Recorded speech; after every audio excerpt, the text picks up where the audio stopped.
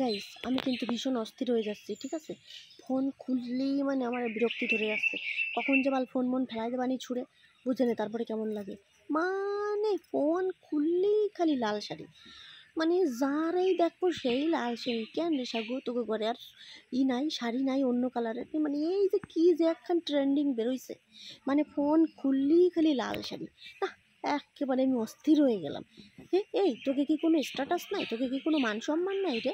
সাধারণ এই যে চুমকির মা, আমার বাড়ির পাশে চুমকির মা, এ কি করে? এ বাকিতে শাড়ি কেনে, বুঝছো, বাকিতে, নগদে না।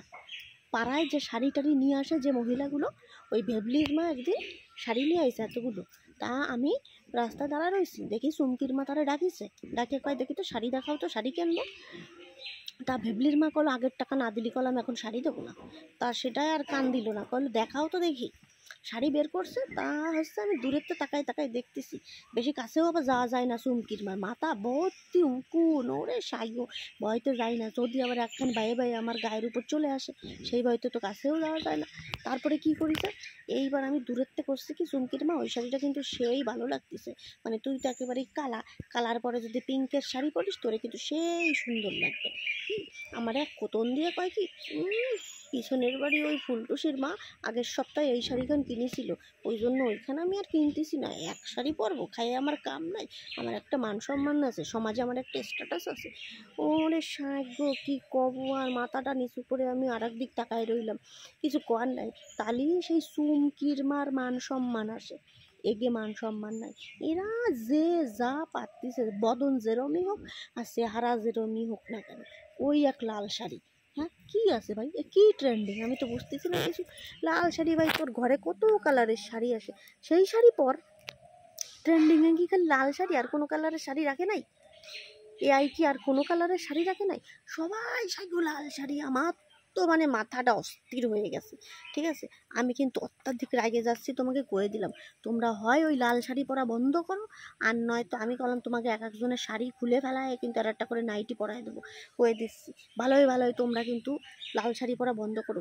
এই চুমকির মা যে কিনা হাগিয়ে শোষে না, সে এক কালারের শাড়ি পাশের বাড়ির কেউ কিনলি সে আর সেই শাড়ি কেনে না, মানে তার কত বড় একটা মানে স্ট্যাটাস মেনটেন করে চলে চুমকির মা। হ্যাঁ, মাথা ভর্তি উকুন, যার পাশে দাঁড়ানি যায় না, উকুন কিলবিল কিলবিল করে আরেকজনের গা দিয়ে বাইয়ে বাইয়ে মাথায় চলে যায়। সেই ভয়তে আমি তার বাড়ির দূরেও যাই না, দূরে রাস্তায় দাঁড়াই থাকি, তার মান সম্মান আছে, সে স্ট্যাটাস বজায় করে। আর তোমরা তোমরা পারলে না, তোমাকে এত সুন্দর একখান ভগবান বদন দিয়েছে, সেই বদনে তোমরা একটা স্ট্যাটাস ধরে রাখতে পারলে না। ওই মানে কি একখান বাইরে হয়েছে ট্রেন্ডিং শাড়ি, লাল শাড়ি, সবার বদনে ওই লাল শাড়ি দেওয়া লাগবে নাকি? আর কোনো শাড়ি নাই? এআইতে আর কোনো শাড়ির কালার দেয় নাই? মানে আমি একেবারে অস্থির গাইস, আমার ভালো ঠেকতেছে না।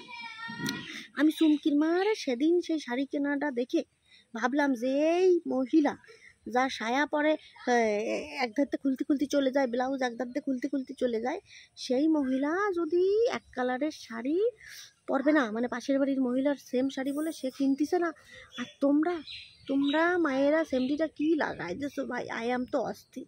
বেশি বেতাল করলেই কিন্তু এক একটারে ধরে ধরে এমন ক্যালানি দেবো, তারপরে ক্যালানির পরে যে যার চেহারা আর চিনতে পারবা না কিন্তু, কয়ে দিলাম। তারপরে মারাত্মক সিরি কেস হবে, আমারে আর কিন্তু কিছু করতে পারবা না। এই লাস্ট ওয়ার্নিং দিচ্ছি তোমাকে। আর যদি আমি একখান লাল শাড়ি পরা ছবি আমার ফোনে আসে কারোর, আমি কিন্তু একেবারে তার শাড়ি টিনে টাইনে ছিঁড়ে পুড়ে দিয়ে কিন্তু একটা নাইটি পরাই দেবো, করে দিলাম, বুঝছো?